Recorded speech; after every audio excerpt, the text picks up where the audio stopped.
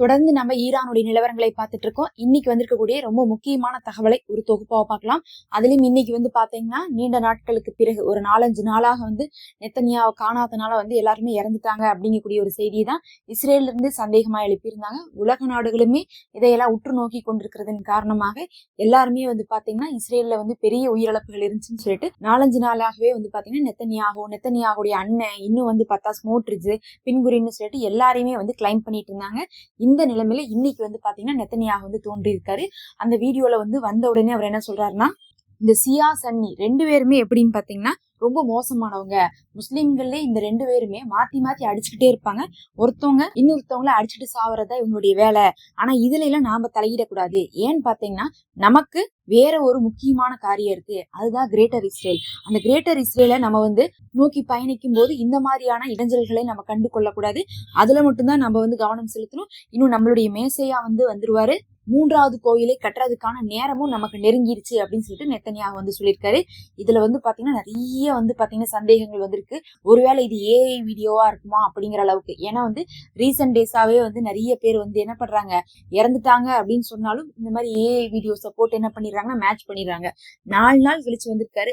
இவர் பேசுனதே என்னன்னு பார்த்தா, சன்னி முஸ்லீமும் சியா முஸ்லீமும் எப்பயுமே பிரச்சனை பண்ணிட்டு இருக்கவங்க தான். இதுக்கும் நமக்கும் சம்மந்தம் இல்லை, இதுல நம்ம தலையிடக்கூடாது அப்படின்னு பேசுறாங்க. ஆனா அவங்கள பிரிச்சு வச்சிருக்கிறதே இந்த அமெரிக்காவும் யூதர்களும் தான். ஆரம்ப காலத்துல இருந்தே அவங்களை பிரிச்சு விட்டு அவங்களுக்குள்ள சண்டையை மூட்டி விட்டு போட்டு இப்ப சும்மா இருந்த ஈரானை பிடிச்சி அடிச்சு, அதுக்கப்புறம் ஈரான் பக்கத்தால இருக்கக்கூடிய அரபு நாடுகள்ல இருக்கக்கூடிய அமெரிக்க தளத்தை அடிச்சு, அதுக்கப்புறம் அரபு நாடுகள் வேற வழி இல்லாம அமெரிக்காட்ட உதவி கேட்டும் பாத்தீங்கன்னா அமெரிக்காவால எதுவுமே செய்ய முடியல. இத்தனை பிரச்சனை பண்ணி போட்டு அவங்க எப்பயுமே பிரச்சனை செய்யக்கூடியவர்கள் தான். அதனால அந்த பிரச்சனையில நாம என்ன பண்ணக்கூடாது, கவனம் செலுத்தக்கூடாது. நம்ம 3வது கோயிலை கட்டுறதுல என்ன பண்ணும், ஈடுபடணும் அப்படிங்கிற மாதிரி எல்லாம் பேசினதுனால ஒருவேளை இது பாத்தீங்கன்னா அவர் இறந்திருக்கிற நேரத்துல ஏஐ வீடியோ ஜென்ரேட் பண்ணி போட்டாங்களா அப்படின்னு சந்தேகம் வருது. நிறைய பேர் சொல்றாங்க, இல்ல இது ஒரிஜினல் வீடியோ தான், ஏஐ மாதிரியே தெரியல. ஏன்னா இஸ்ரேலே அபிஷியலா ரிலீஸ் பண்ணிருக்காங்க. ஏஐயா இருந்தா சீக்கிரமா மாட்டிடுவாங்கன்னு அவங்களுக்கே தெரியும். அதனால நெத்தனியாகுவை பொறுத்தளவுக்கு எதுவும் ஆகல. ஒரு 4 நாட்கள் பாத்தீங்கன்னா ஏதாவது அடிபட்டு இருந்தா கூட ஹாஸ்பிட்டல்ல ட்ரீட்மெண்ட் எல்லாம் எடுத்துக்கிறதுக்கான சான்ஸ் இருக்கு. அதுக்கப்புறம் கூட பார்த்தா ஒரு 4 நாள் முடிஞ்சதுக்கு பிறகு இப்ப பேசியிருக்காங்க அப்படின்னு சொல்லிட்டு நிறைய பேர் சொல்றாங்க. அதே சமயத்துல இந்த மத்தவங்க எல்லாம் சொன்னாங்கல்ல, இவங்களா இறந்திருக்கலாம் அவங்களா இறந்திருக்கலாம்னு சொல்லிட்டு அவங்களுடைய விஷயத்துல எல்லாம் பாத்தீங்கன்னா இப்போவும் அந்த சந்தேகங்கள் இருந்துட்டு இருக்கு. முக்கியமா அமைச்சர்களை சொன்னாங்க. அந்த அமைச்சர்கள் விஷயத்துல சந்தேகங்கள் உறுதியாகிற மாதிரி இருக்குன்னு சொல்லியிருக்காங்க. அந்த அமைச்சர்கள் எல்லாம் அதுக்கப்புறம் எந்த பொது இடத்துலயுமே தோன்றவே இல்லை. நல்லா கவனிச்சு பார்த்தா தெரியும், நெத்தனியாகு அடிக்கடி பேட்டி கொடுக்கறதுக்கு எப்படி வருவாரோ அதே மாதிரிதான் பாத்தீங்கன்னா இந்த ஸ்மோட்ரிட்ஜ் பென்குரின்னு அங்க இருக்கிறவங்களும் என்ன பண்ணுவாங்க, அடிக்கடி என்ன பண்ணுவாங்க, பேட்டி கொடுப்பாங்க. அதுல இந்த மொசாட்டுடைய தலைவர் இறந்துட்டான்னு சொன்னது கூட உண்மையா இருக்கும் தான் சொல்லப்படுது. ஏன்னா அதையெல்லாம் இப்ப இஸ்ரேல் மறுக்கவே மாட்டேங்கிறாங்க. ஒன்னா என்ன பண்ணுவாங்கன்னா, அந்த மாதிரி இறப்பு செய்தியெல்லாம் வந்துச்சுன்னா உடனே ஒரு வீடியோ போட்டு அவங்கள பேச விட்டு காமிச்சு, பாருங்க எங்க மேல ஒரு அவதூற போட்டிருக்காங்க ஈரான்னு சொல்லி காமிச்சிருப்பாங்க. ஆனா இன்னைக்கு பார்க்கும்போது அந்த வேலையை செய்யவே மாட்டேங்கிறாங்க. 4 நாள் கழிச்சு நெத்தனியா மட்டும் தான் வந்திருக்காங்க. அப்படிங்கும்போது இவங்க எல்லாரும் அந்த இடத்துல இருந்திருக்கிறதுக்கான வாய்ப்பு இருக்கு, அவங்க எல்லாம் இறந்திருக்கிறதுக்கான வாய்ப்பு இருக்குன்னு இப்ப கூட என்ன பாத்தீங்கன்னா பலரும் சொல்லி கொண்டு இருக்காங்க. ஆய்வாளர்களே இப்ப சந்தேகத்தோட சொல்லிட்டு இருக்காங்க, ஒருவேளை இருக்குமோ. ஏன்னா இது இஸ்ரேலுடைய ஸ்டைலே கிடையாது. இந்நேரம் அவங்கள உயிரோட இருந்திருந்தாங்கன்னா கண்டிப்பா நெத்தனியாகு வெளியே வந்ததுக்கு அவங்களும் வெளியே வந்திருப்பாங்க. பல இடத்துல பாத்தீங்கன்னா ஈக்குவலாகவே மாத்தி மாத்தி இந்த நெசட் சபையில இன்னும் போர் சம்பந்தமாக பேசக்கூடிய இடத்துல, ஈரானை வான் பண்ணக்கூடிய இடத்துல, என்ன நடந்திருக்குதுன்னு சொல்லிட்டு சொல்லக்கூடிய இடத்துல, அப்டேட் கொடுக்கக்கூடிய இடத்துல எல்லாம் இவங்க எல்லாம் இருந்துகிட்டே இருப்பாங்க. அதுலயும் பார்த்தா ஸ்மோட்ரிட்ஜ்ல எந்த அளவுக்கு மோசமான ஆள்னு பாத்தீங்கன்னா, காசாவுடைய பெண்கள் கற்பழிக்கப்பட்ட போது அந்த கற்பழிக்கிறதும் ராணுவ நடவடிக்கையில ஒண்ணுதான், அது ஒண்ணும் தவறு கிடையாது, ஒரு போர் நடக்கும்போது பெண்களை அப்படிதான் கையாள முடியும் அப்படின்னு சொல்லிட்டு நியாயப்படுத்தினவன்.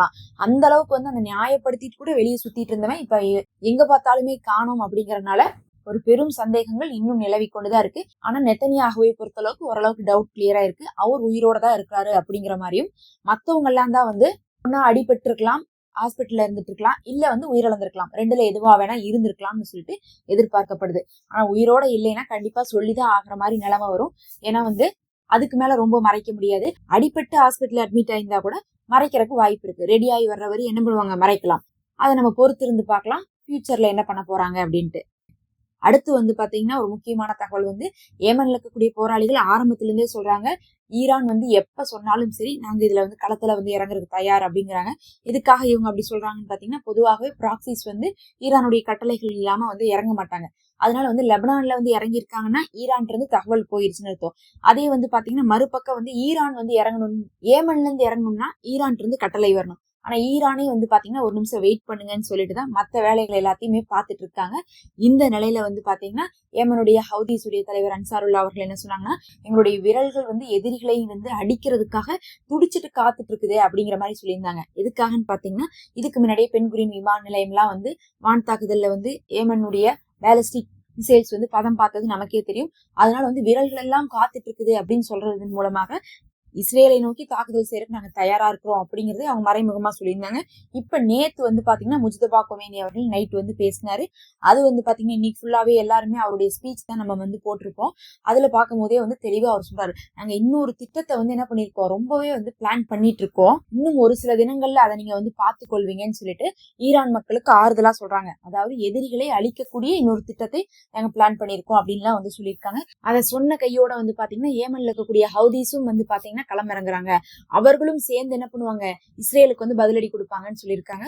ஒருவேளை அந்த இன்னொரு திட்டம் அப்படிங்கறதே ஏமன் மூலமா செயல்படுத்த போறாங்களா அப்படிங்கக்கூடிய பெரிய கேள்வி வந்திருக்கு. ஏமனும் வந்து பாத்தீங்கன்னா ஈரானுமே வந்து சொல்ல ஆரம்பிச்சிட்டாங்க. இப்ப முஜ்தபா கொமேனியே வந்து என்ன பண்ணிட்டாங்க, வரப்போறாங்க ஏமன்ல இருக்கக்கூடிய போராளி குழு அவங்களும் சேர்ந்து தாக்க போறாங்கன்னு சொன்னதுக்கு பிறகு அவங்களும் கிளம்புறதுக்காக தயாரா இருக்காங்க. ஏற்கனவே செங்கடல் முற்றுகையிட்ட போதே இவங்களால எல்லாம் சமாளிக்க முடியல. இப்ப செங்கடல் பிளஸ் ஆர்மோஸும் ரெண்டுமே முற்றுகையிட்டு இருக்கு. இப்ப செங்கடல்ல முற்றுகை இருக்கான்னு கேட்டீங்கன்னா இருக்கு, ஓரளவுக்கு இருக்கு, ரொம்ப ஜாஸ்தியா இல்ல. காசாவுக்கு பின்னாடி வந்து பாத்தீங்கன்னா முழுசா இல்ல. மறுபடியும் வந்து அந்த பக்கமும் முற்றுகை இந்த பக்கம் முற்றுகைன்னு வரும்போது இவர்களுக்கு பெரிய நெருக்கடி வரும். அதுலயும் வந்து பார்த்தா முஜ்தபா கொமேனி அவர்கள் சொல்லிட்டு இருக்கிற ஒரு விஷயம் என்னன்னா, இன்னும் ஒரு மாசத்துக்குள்ள, அதாவது ஒரு மாசத்துக்குள்ள போரெல்லாம் நிக்காது, $200 வந்து பாத்தீங்கன்னா அந்த கச்சா எண்ணெயை கொண்டு போவோம் அப்படின்னு சொல்றாங்க. $200 வந்து பாத்தீங்கன்னா இப்ப இருக்கிறதோட வந்து பாத்தீங்கன்னா டபுள் டைம் சொல்றாங்க. அப்ப அந்த அளவுக்கு அது போகும்போது விலையும் வந்து பாத்தீங்கன்னா எல்லாமே டபுள் டைம்ஸ் ஆகும். உலகம் ஃபுல்லாவே பாத்தீங்கன்னா பெட்ரோலுடைய விலை என்ன ஆகும், இப்ப $100 இருந்தா அடுத்தது $200 ஆகும்னு அர்த்தம். டபுள் டைம்ஸ் ஆகிறதுக்கான வேலையை இப்ப வந்து ஈரான் செஞ்சுட்டு இருக்காங்க. இது எல்லாருக்கும் நெருக்கடி தான், அதுல எந்த மாற்று கருத்தும் இல்ல.